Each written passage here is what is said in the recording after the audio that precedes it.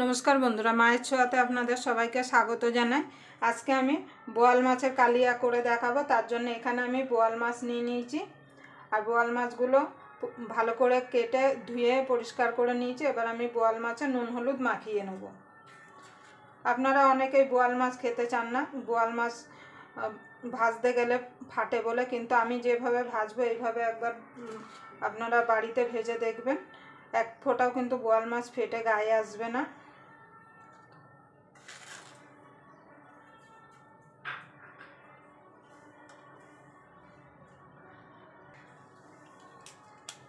এবার দিয়ে দেবো একটু সর্ষের তেল।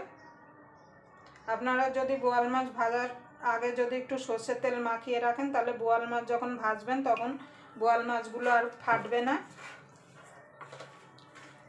আপনারা প্রথম থেকে শেষ পর্যন্ত ভিডিওটা দেখবেন, আশা করি আপনাদের ভালো লাগবে। যদি বোয়াল মাছের কালিয়ার রেসিপি আপনাদের ভালো লাগে তাহলে অবশ্যই একটা লাইক করে দেবেন, আর আমার চ্যানেলে নতুন বন্ধু হয়ে থাকলে অবশ্যই চ্যানেলটা সাবস্ক্রাইব করে আমার পাশে থাকবেন, আর পাশের বেল আইকনটি অবশ্যই বাজিয়ে দেবেন আমি যখন কোনো নিত্য নতুন রেসিপি আপলোড করব সবার আগে পাওয়ার জন্য। আমি মাছটাকে নুন হলুদ মাখিয়ে সাইডে রেখে দেবো 10 মিনিটের জন্য, যাতে মাছের মধ্যে নুন হলুদগুলো ঢুকে যেতে পারে। দিয়ে একটা মশলা রেডি করে নেব। দেখুন বন্ধুরা, এখানে আমি মশলা করার জন্য একটা বড় সাইজের পেঁয়াজ, 1 ইঞ্চি আদা আর 4-5টা রসুন নিয়ে নিয়েছি। রসুনগুলোকে আমি একটু এরকম ছোট ছোট করে টুকরো করে দিয়েছি। এগুলো একসঙ্গে আমি একটা মিক্সিতে দিয়ে পেস্ট করে নেব। আপনারা চাইলে পাটায়ও শিলনোড়ায় এটাকে বেটে নিতে পারেন।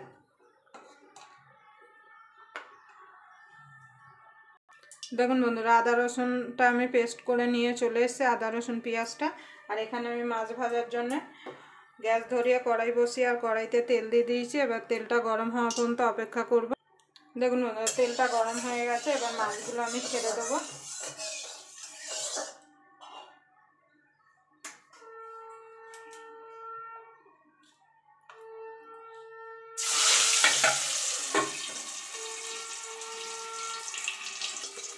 দেখুন বন্ধুরা, এইভাবে আমি মাছগুলো সব ছেড়ে দেবো। ছেড়ে মাছগুলো একটু কড়া কড়া করে ভেজে নেব। দেখুন বন্ধুরা, মাছগুলো আমি ভেজে তুলে নিয়েছি। এইভাবে বাকি মাছগুলো আমি ভেজে নেব। দেখুন বন্ধুরা, আমি মাছগুলো সব ভেজে তুলে নিয়েছি। এবার এই তেলে আমি আলু ভেজে নেব। আমি এখানে আলু দিচ্ছি, আপনারা আলু ছাড়াও কিন্তু এই মাছটা করতে পারেন। আপনারা তো বোয়াল মাছ অনেকভাবে খেয়েছেন, একবার এইভাবে ঘরোয়াভাবে বানিয়ে খেয়ে দেখবেন। গরম ভাতের সঙ্গে অসাধারণ লাগে খেতে।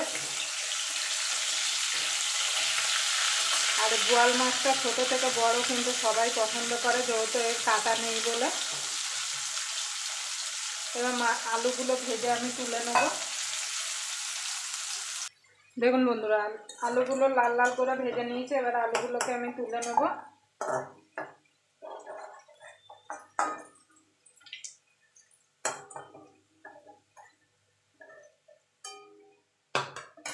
আমি বাকি রান্নাটা এই তেলেই করব, তার জন্য দিয়ে দেবো 2টো তেজপাতা আর গোটা জিরে। ফোড়নটা একটুখানি ভাজা ভাজা করে নেব। এখানে আদা রসুন পেঁয়াজ যে বেটে রেখেছিলাম সেটা দিয়ে দেবো। দিয়ে এটাকে একটুখানি নাড়াচাড়া করে নেব, একটুখানি কাঁচা গন্ধটা যাওয়া পর্যন্ত। দেখুন বন্ধুরা, মিনিট খানিক হয়ে গেছে। এবার এর মধ্যে দিয়ে দেবো টমেটো। আমি এখানে বড় একটা টমেটো দিলাম।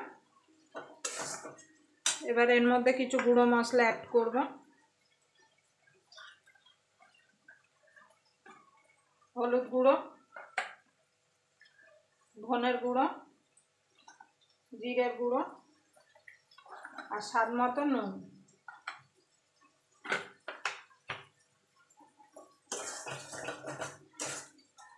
এবার মশলাটা ভালো করে কষিয়ে নেব। এখানে কাঁচা লঙ্কা শুকনো লঙ্কা আমি বেটে রেখেছি, সেটা দিয়ে দেবো। ঝালটা আপনাদের স্বাদ মতো দেবেন।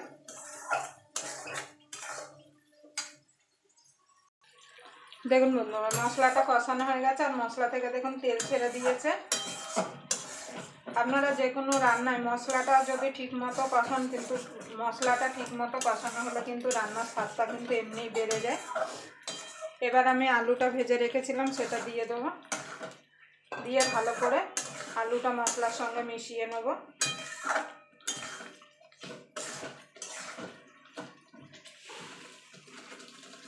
দেখুন বন্ধুরা আলুটা মশলার সঙ্গে ভালো করে কষিয়ে নিয়েছি, এবার জল ঢেলে দেবো।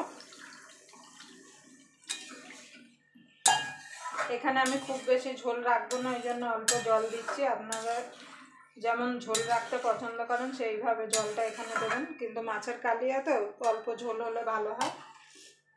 এবার ঢাকা দিয়ে এটাকে আমি মিনিট খানেক ফুটতে দেবো, যতক্ষণ আলুটা একটু সিদ্ধ না হয়ে আসছে।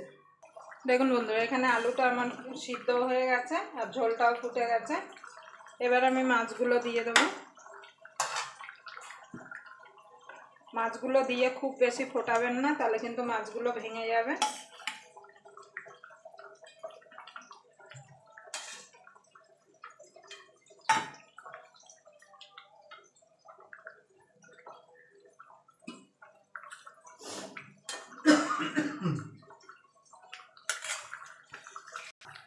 দেখুন বন্ধুরা মাছ দিয়ে মিনিট খানিক হয়ে গেছে। এবার আমি গরম মশলা আর ধনেপাতা দিয়ে নামিয়ে দেবো।